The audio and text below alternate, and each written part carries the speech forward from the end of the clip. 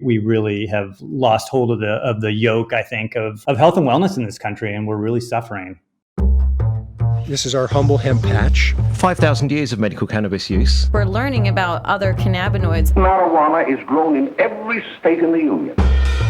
I'm Lex Pelger, Director of Education at CV Sciences, and this is the Lex Files. It's been said that European philosophers took a lot of time and a lot of analytical work to arrive at the same ideas that Eastern philosophy had been based on for centuries. Balance, homeostasis, the interrelatedness of all things. Well, maybe the same could be said for medicine. Research is learning more and more about engaging the body's existing processes to maintain balance and health. Our increasing awareness of the endocannabinoid system is just one example of those systems which, when properly stimulated, can achieve healing results throughout your physical and mental spheres. Dr. Harry McIlroy is an expert in Chinese herbs and traditional Chinese medicine. He cut his teeth on learning acupuncture, he studied the plants, he became a teacher of Ashtanga yoga, and then he went back to school for his MD under the mentorship of Dr. Andrew Weil. He continued to learn and became an expert in osteopathy as well as functional medicine. During this whole process, he was paying attention to the worlds of cannabis and psychedelics as well. Today, he joins us to shed light on the importance of traditional Chinese medicine and to help us learn how the many techniques under the umbrella of TCM might supplement our own healthy lifestyles. Modern science and ancient traditions are not opposed to each other. Here at the Lex Files, we like to embrace both. So if you're curious what Chinese herbs and acupuncture have to offer, or to hear a perspective on psychedelics and cannabis from someone watching them over the last 30 years, then you'll enjoy this episode with Dr. Harry McIlroy. Hello, everybody. I'm very pleased to be here with Dr. Harry McIlroy. Thanks for joining us. Hi, Lex. Yeah, I'm very excited for this. Love what you guys are up to, and interested about our conversation today. Thanks for inviting me. Great. Absolutely. I've been excited for this too. I mean, you're a doctor in a lot of different directions. And that was actually going to be my first question was, so you started off from a family of Western doctors. How did you start to get interested in more Eastern practices? Yeah, that's a great question, and it's a story I always like to talk about, Lex. I grew up, my father's a now retired urologist, and both my grandfathers were doctors, and one of my grandfathers a nurse. And, you grow up immersed in something. Everybody seems like they're pretty happy with doing it. And I like a lot of children of physicians, head into college thinking that that's what I want to do.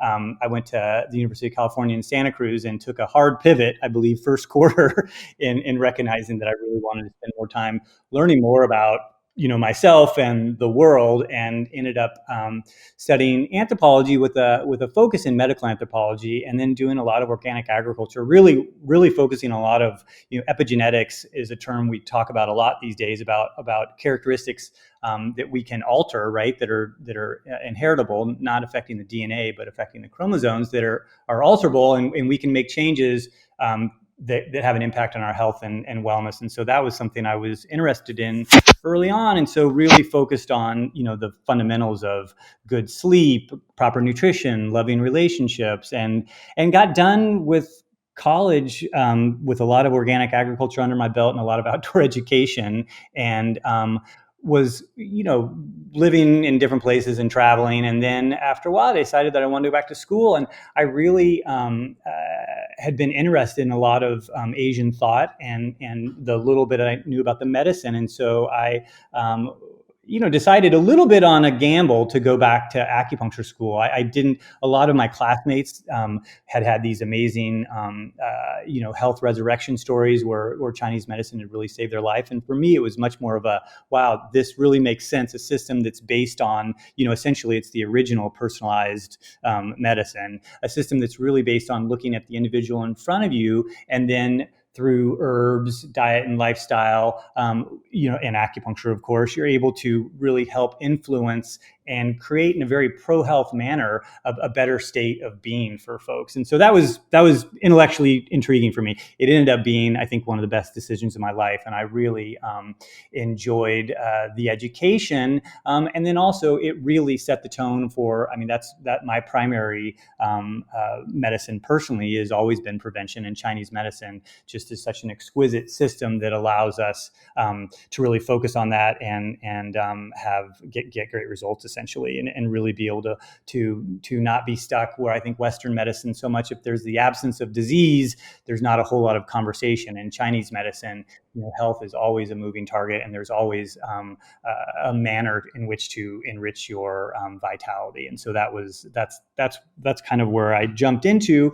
And then I finished, and I was living in New York and working in New York, and had started practicing Ashtanga yoga, and really getting turned on by that, and decided to go to India to study with the originator of that, Pattabhi Jois, or the lineage holder at that time, and then got to India and realized that there was such a crossover with Ayurveda and Chinese medicine, and so I took a relatively deep dive, working one-on-one with some Ayurvedic practitioners and professors over there, and really was developing a deeper and deeper wealth of knowledge of not only how to treat acute disease, but really focusing on the fundamentals of how do we really enrich and nurture this process called wellness. At that time, I also decided, and I think this certainly was with no pressure from my father, but again, circling back to that idea of like, wow, this seemed like something that he really enjoyed, and really benefited a lot of patients. I decided that I wasn't done and wanted to go back to school, to Western medical school. I'd had probably a decade-long relationship with Dr. Andrew Weil, who I'd met in the 90s while I was in acupuncture school, and through conversations with him as a bit of a mentee, he encouraged me to go back to school. I went and had to take all the classes over because I'd studied anthropology, and then ended up going to the University of Arizona, and as much as I could, the integrative fellowship that he had started was going on there, and so I tried to soak up as much as I could in the midst of the fire hose of Western medical education. And so, I never really left the integrative medicine, but at the same time, that process of medical school and residency is fairly indoctrinating, and pivoted out to the West Coast again, and did my residency in the East Bay in Northern California in family medicine.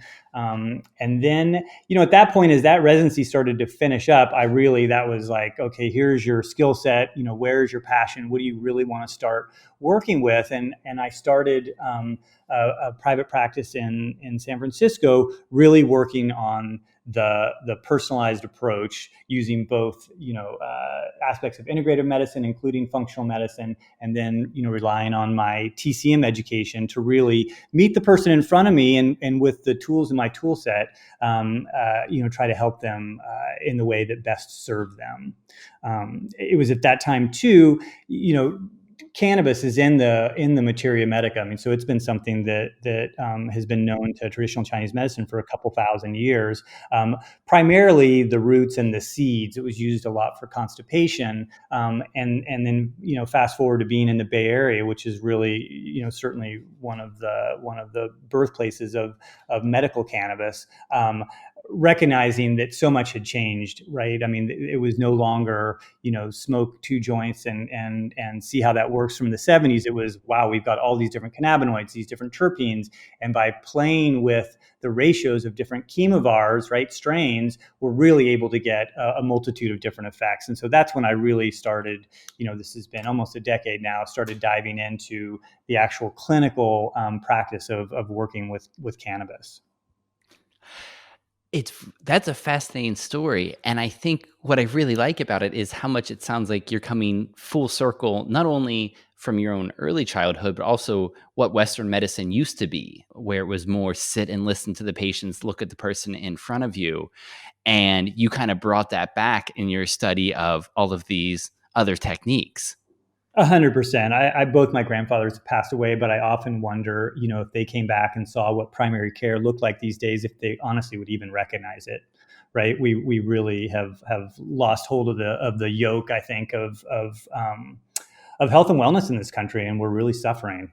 If your grandparents came back, how would you explain acupuncture to them, or explain it to someone today who wants to hear it from a more Western style approach?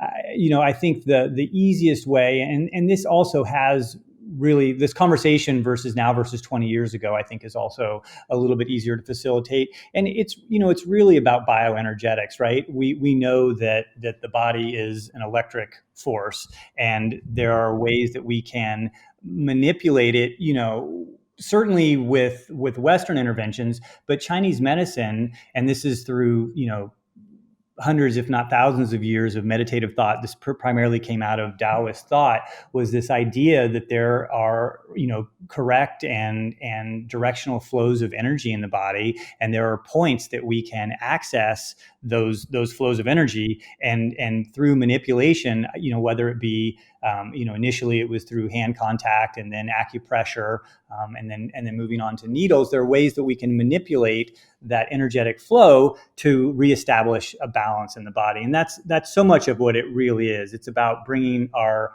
body back into balance, or coming home in a sense. And so the needles really allow us to do that. I've studied traditional osteopathic manipulation a fair amount as well. And it's interesting, the crossover with that. It really is, using your hands, in Chinese medicine, that's through pulse diagnosis, and then through the needles. In traditional osteopathy, that's by, really using your hands to assess the energetics of the body, and then in very skilled ways, whether it be insertion of a needle or gentle pressure, either on your cranium or your sacrum or somewhere else in the body, you're really able to find the health in the body that might be being weighed down by some pathology, but you're able to find that health and really nurture it. And through that process, the body then can come back into a state of balance, right? And I think that when we are able to do that, that's a healthy place to be, right? When we are able to reestablish the natural balance that we are all, for the most part, born into, then that really allows us to, be in a place of active engagement. And one thing that I've been reading about as we learn about acupuncture is that it seems like one of the ways it might be working is through the release of endocannabinoids. And there's been studies around that as well. What do you know about that part of this? Well, I think, again, and how the endocannabinoid receptors sort of commingle with some of the opiate receptors as well, right?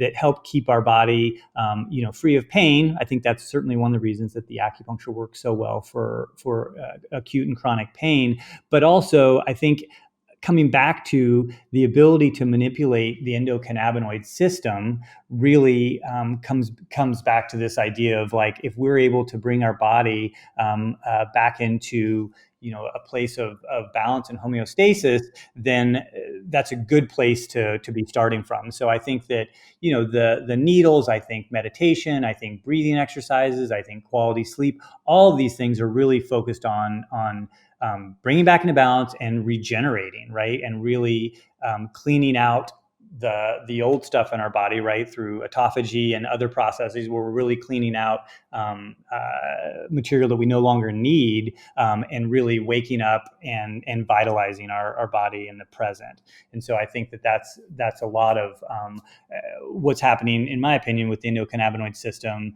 and the different ways to manipulate it, right? Whether it be through needles or obviously through phytocannabinoids more directly. So it seems like acupuncture was your first foray into this, but that's only really one aspect of traditional Chinese medicine.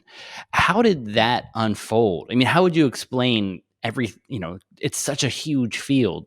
How do you explain all the different aspects of what traditional Chinese medicine means? Sure. I mean, so it's a complete medical system, and like every medical system, there are aspects that it's more known for, and other ones that it actually does better. So, the core of traditional Chinese medicine is there are 5 main branches. One of them being acupuncture, the other one being herbal medicine, which is about half of the education in most acupuncture schools in this country, and then diet and nutrition, like the Chinese and just in general, like Eastern dietetics is so much more advanced, in my opinion, than the Western dietetic approach of focusing on carbohydrates, proteins and fats. It really, again, is coming back to the energetics and how you can, prepare certain types of meals that really support the body and mind in general, and rather than eating something that lands like a stone in your stomach, and instead of supporting your body, it actually is causing your organism to have to work harder to process that food. And so and how that translates, I think, into modern Western medicine or Western food traditions. It's eating a whole food, generally plant-based diet for most of us anyway, that's free of processing, and genetic engineering is possible, right? And so it is coming back to the origins again of really how we ate, not even thousands of years, even a couple hundred years ago, right? The fourth branch of that is manual therapy, which is something called Tui Na, which is the Chinese medical massage, cupping, which has really gotten so much attention in the last couple of Olympics, and then other manual manipulations that, again, sort of help to alleviate stagnation or blockages in the body. And then the fifth one is really this concept of energetics, and that's everything from a very active application, which would be like kung fu or karate, and then tai chi, which you've probably seen, or the audience has probably seen people practicing.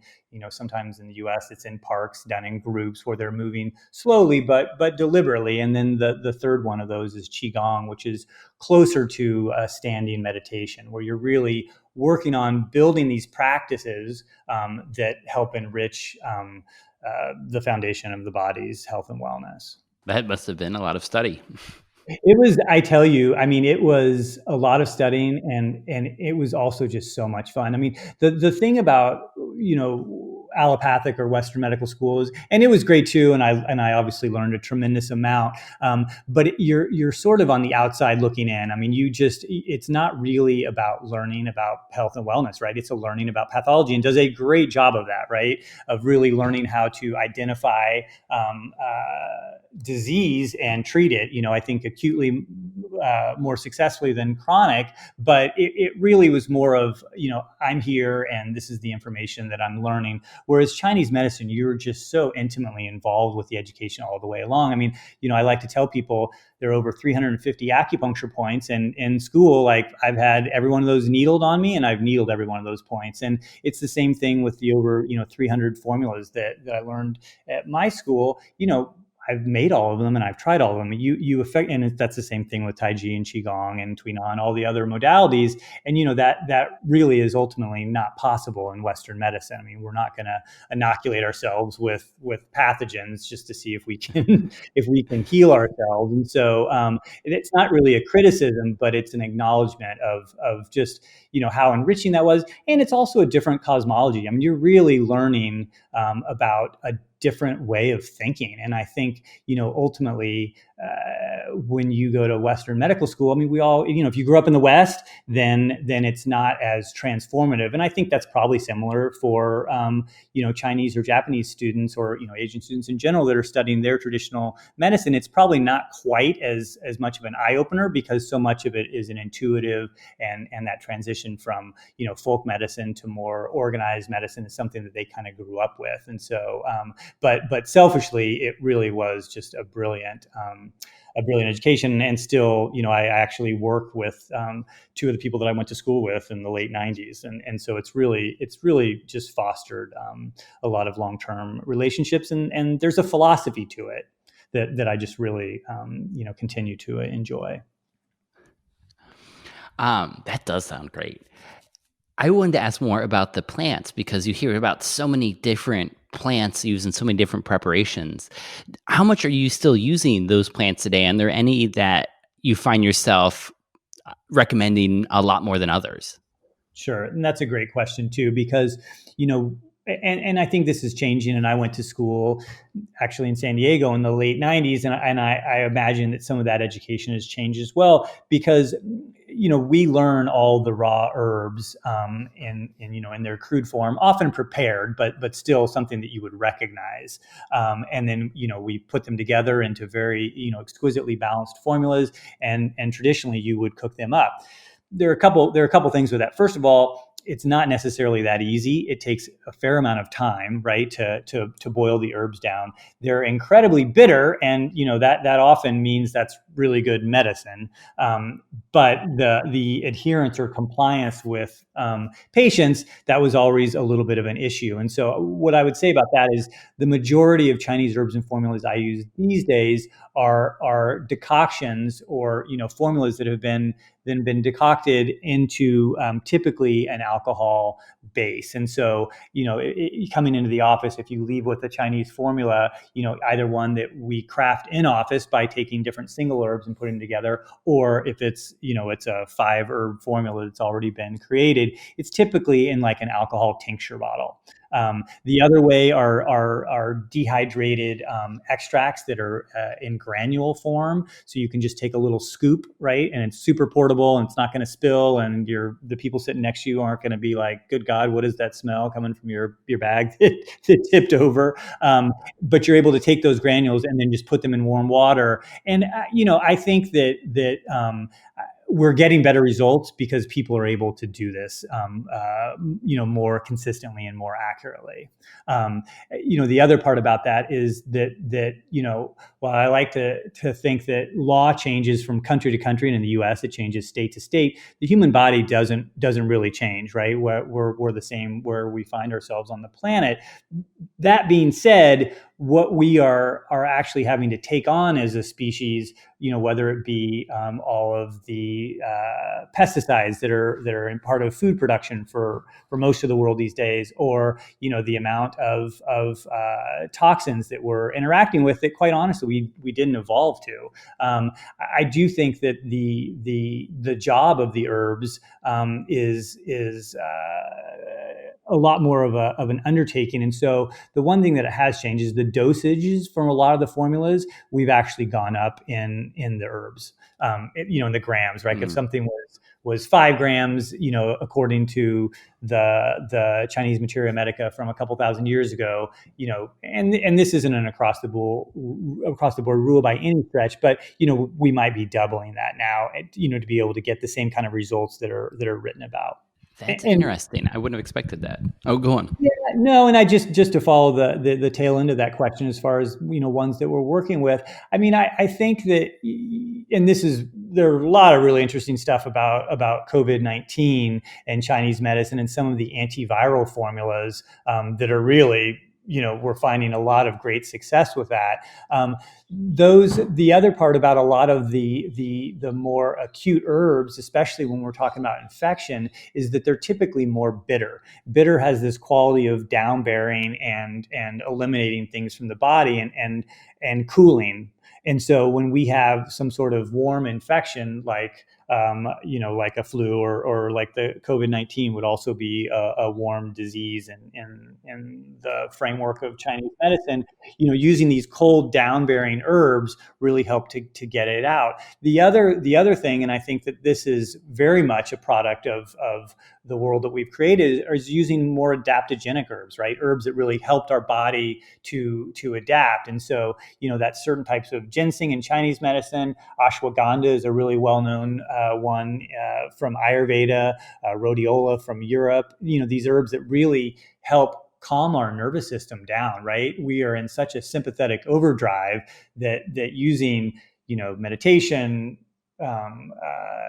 and then oftentimes, whether it be supplements, making sure we're getting good sleep, but herbs that can really help support bringing our body back into a state of balance. And I recognize that I'm saying balance a lot, but it really is true. I think in so many ways we are out of balance, and we need to really foster the tools, the habits, the herbs, the medicine in general that helps bring us back into that original state. So, we've been perfecting our immune support formula for quite some time, and now it's time for the big reveal. It's called CV Acute. It's actually CBD free, and it's very different from your daily immune tonics. CV Acute comes in one bottle containing just enough for 3 servings per day for 3 days. That's it. It's for when you're just starting to feel off, or you're in a situation where you might not have been able to social distance, like on an airplane. So how does it work? I'm glad you asked because I spent days researching that question. I never knew much about traditional Chinese medicine, mostly because as a biochemist, it was just too complicated. Hundreds of plants combined in thousands of different preparations. It's exactly what makes a reductionist scientist throw up their hands in horror. So it was fascinating for me to study the 3 plants in CV Acute, which is based on an herbal formula with a long history of use. We combine the fruit of the forsythia, the root of the Bicol skullcap, and the flower of the honeysuckle, a preparation often referred to by the acronym of its traditional name, SHL. If you look up forsythia, for instance, it's been used for 4,000 years, and the latest pharmacopoeia of traditional Chinese medicine, it's included in 114 different preparations. It's often referred to as one of the 50 fundamental herbs in traditional Chinese medicine. And then it turns out that the Western-style peer-reviewed research on each of these plants is huge. It's easy to go on PubMed and find meta-reviews about all of these findings, because each plant has hundreds of papers done up on its components and their effects. And perhaps most importantly, the World Health Organization has studied this combination, SHL, and called it one of the leading seasonal support formulas on the planet. Just look up forsythia, honeysuckle, and Bicol skullcap to see a flood of information. So, whenever you think your immune system might be getting a challenge from something, take CV Acute and spend 3 days kicking some ass. Use the coupon code LEXFILES at cvsciences.com to try CV Acute for immune support. That's Lex Files at cvsciences.com for your bottle of CV Acute. That makes sense. And I think it alludes to what you're talking about with the cosmology. And I was wondering if you could comment more on things like cold and hot and the various forces that are seen in traditional Chinese medicine that you're always seeking to balance in that moving target.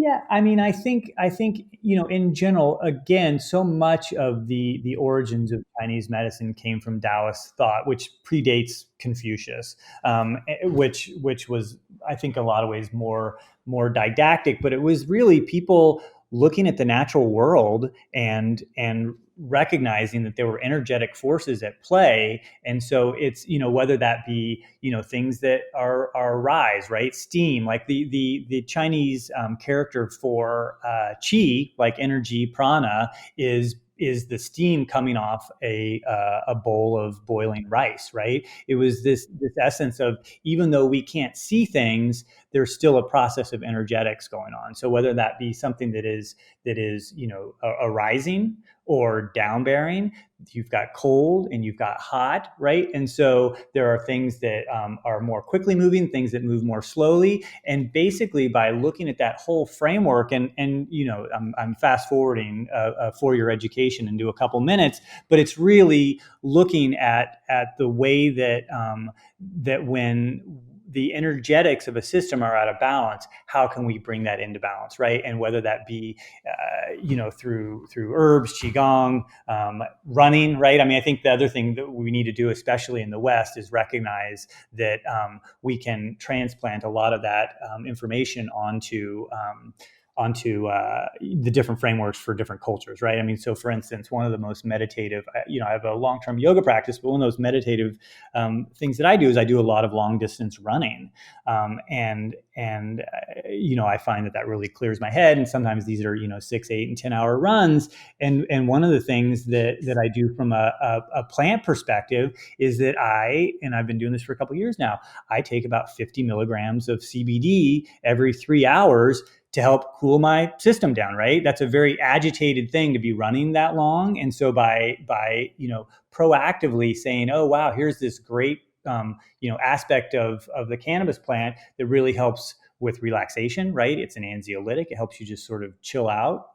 It's also very anti-inflammatory. And so I have found that to be something that, has been, pretty remarkable. And so it really is, looking at the framework and understanding that through, whether it be substances, food, supplements, medications, or through diet and lifestyle, and then also through movement activities, right? Whether that be running, yoga, tai chi, those all are different tools that we can use to really reframe the body's state of health. I think it's interesting that you mentioned CBD and this and the amount of Taoist thought that's important here, because I remember reading in Joseph Needham's books about China that he read that the founders of Taoism, a brother and a sister and a friend, they took a cannabis trip, some thousands of years ago, and that's what inspired them to create the first Taoist monastery. So the classic yin and yang symbol of balance, that's the probably least offensive spiritual system on the planet to most people, that might have come out of cannabis as well. And now that idea of balance is coming back into the world again. I love that, and I've Needham has written so many great books on the history of Chinese medicine, and some of these are apocryphal, right? Obviously, but I think it does speak to the idea that using plants to change the internal orientation of our body, but also our mind, right, can be such a critical tool for the challenges that we have, in the past and certainly in the present. And so, I love that. And the idea of, one of the things about herbal medicine that I just so appreciate and also get this feedback over the decades with patients is that you're really a part of the healing process, right? And again, if someone has, a really bad infection and we're concerned about them getting septic or just, really ill, I will give antibiotics, very readily. And the person gets better, and that's great. But you take, more of a chronic condition, or if it's an acute condition that's maybe not quite as serious, and you give them, the energetics of the Chinese herbs or other herbal formulas, they really feel that they're a part of the process, because they can have that experience of feeling, oh, this really, when I take this herb, right, and this was through, a long time of introspection from the people that started the practice of Chinese medicine. Oh, this does have this sense of being like cold and like down-bearing, more grounding, right? Whereas you take something like a pepper, cayenne, or a chili pepper, right? Even if they're Western, that's much more of a, wow, this is aromatic, and this is really opening up the world, right? Opening up my body, right? Opening up my sinuses. And I think that by playing with those different energetics, you're really able to have a really cool experience in your body. And I think that's, again, why food is so foundational, right? And wherever you are on the planet, that's really the origins of health, in my opinion. And that's something that you hear a lot about in India and Vedic practices as well. And I guess that's something that you studied over there along with your Ashtanga yoga.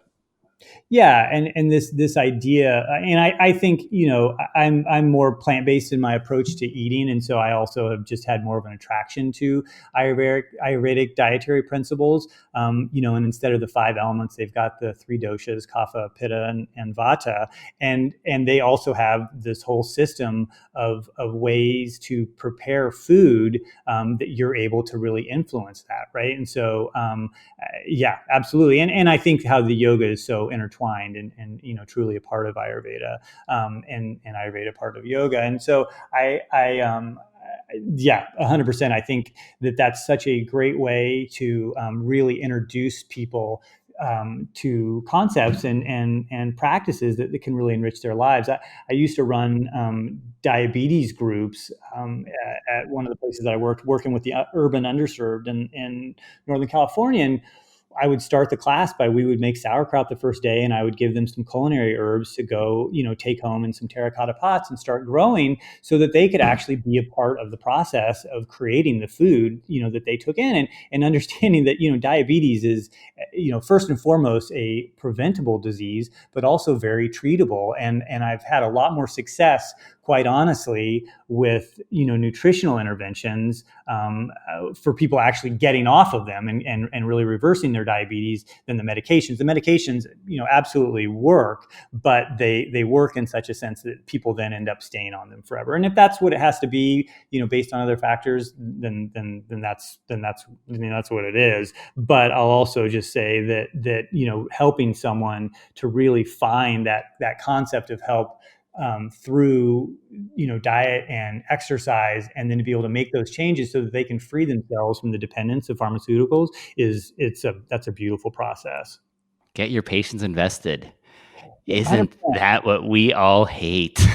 And you bring up a great thing, because that 100%, that's right. And I think one of the beauties of cannabis in general and working with it as a medicine is its potency, right? And so I can't tell you how many cannabis naive people that I've worked with that, either the pharmaceuticals weren't working when they came to me, or they were in their 70s, and taking a lot of the sleep aids was potentially dangerous.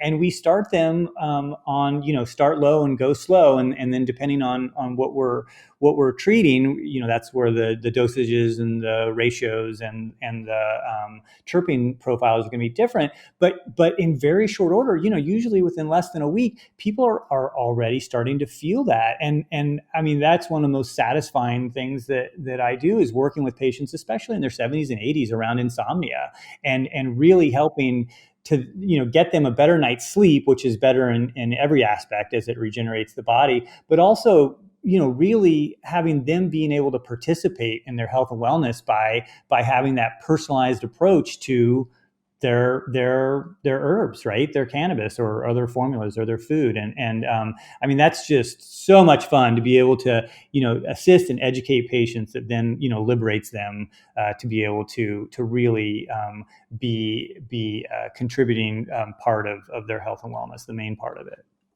That's great. And you lecture a lot on the uses of medical cannabis for things like chronic pain. And I was wondering if you could just share some of the best practices that you tell people are getting involved with medical cannabis, maybe for the first time. So, I mean, I think the main thing, and this is part of the challenge of working with cannabis right now, because the advertising and media around it is really setting it up as a panacea for so many people. It's like, this does, you look in the New York Times and CBD will pretty much cure anything, and that has not been my experience. But what my experience has been is that it really, cannabis, through nurturing the endocannabinoid system, or more directly, working with chronic pain, sometimes working with certain types of malignancy, insomnia, anxiety, is really able to, directly help the folks. And so, the first part is I have that conversation of the reason that we're involved in this is because I really do think cannabis is can really have an amazing impact on your health and wellness. But then it really is coming back to, this is not a panacea.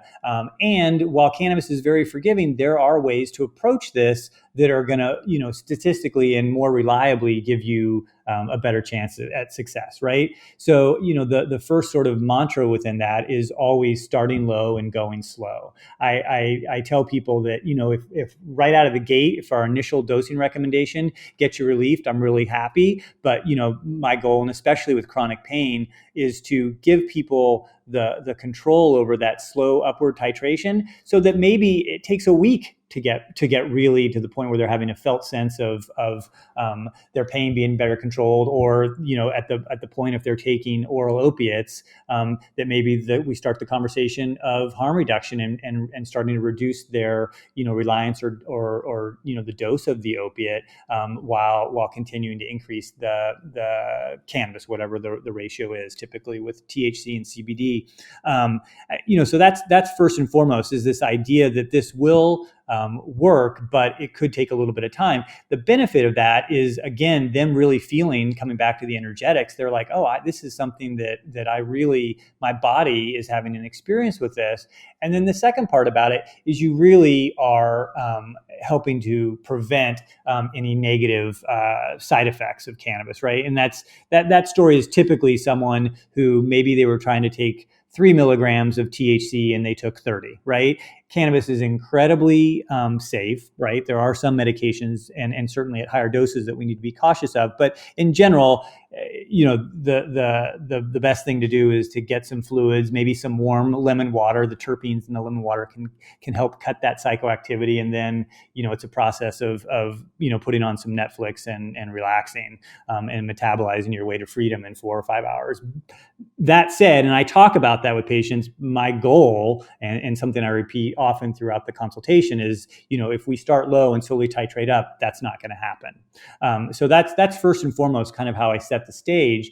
And then depending on what the indication is that they're wanting to use cannabis, then we kind of get into, the route of administration. Is this something that you're going to take orally and swallow a capsule? Is it going to be sublingual, or you put it underneath your tongue and let it stay there for about a minute, and you start to have some mucosal absorption? Is it going to be a vaporization? There are some times for as needed pain relief that it seems that the vaporization of cannabis can be one of the things that works really well. There are topical salves. Some people have remarkable responses to a topical salve, whether it be THC or CBD, or often what I find to be best is a combination of the two, for acute injuries, for burns, and then also for chronic pain. I had a patient who was scheduled for a total knee replacement and was on about 40 milligrams of oral opiates. And this was actually a patient in residency. This was one of the first things that really brought me back to the practice of cannabis medicine.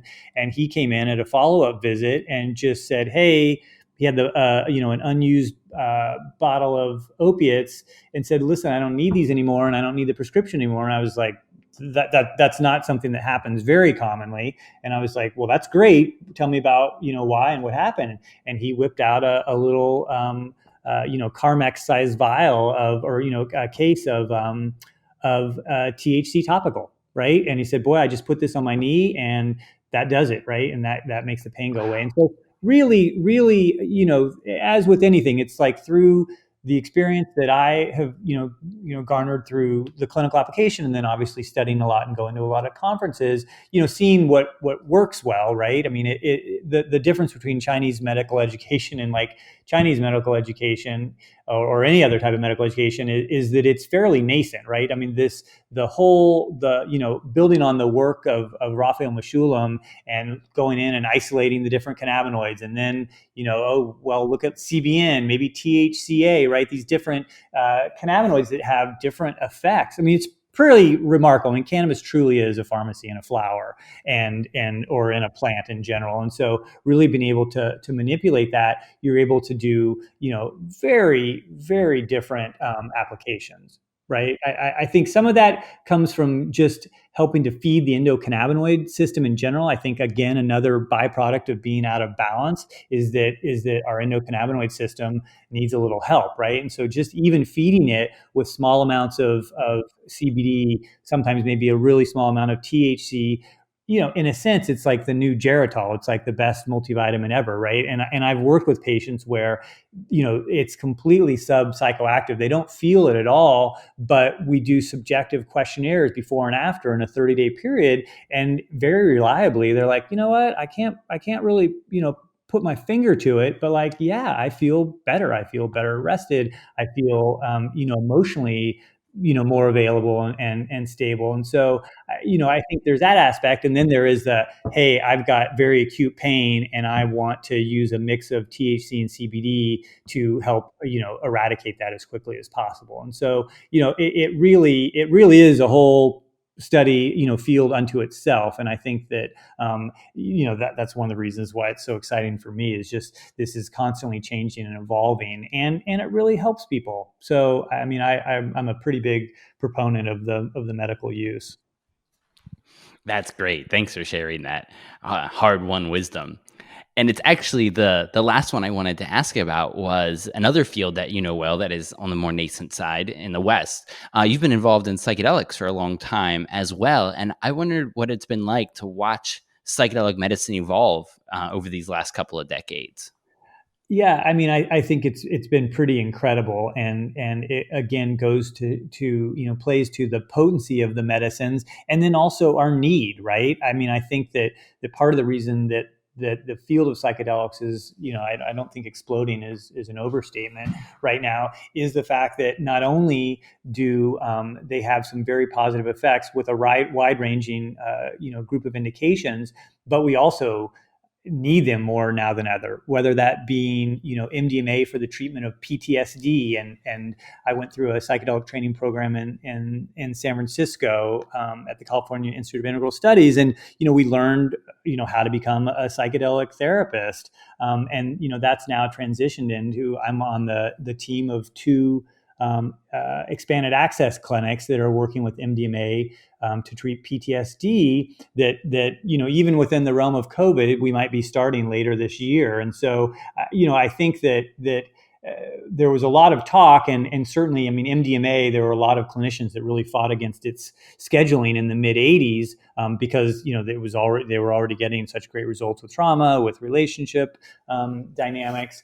But now to be able to come back and actually say this is good medicine, and seeing, quite honestly, how it stands up in the studies, right? One of the reasons that it was granted expanded access, and that's a designation from the FDA or DEA, saying, listen, your phase 2 data was so promising, right? The safety, and then the phase 2 being the efficacy, that you have to go through the phase 3 and make sure that with a larger group of people, you're still having the same success. But it's so promising, we can't really sit on this and wait, right? And these are typically often given to cancer drugs, the designation. But one of the aspects of the MAPS, the Multidisciplinary Association of Psychedelic Sciences, was the group of veterans they were working with for PTSD, and this is severe PTSD from combat veterans and victims of early childhood sexual abuse.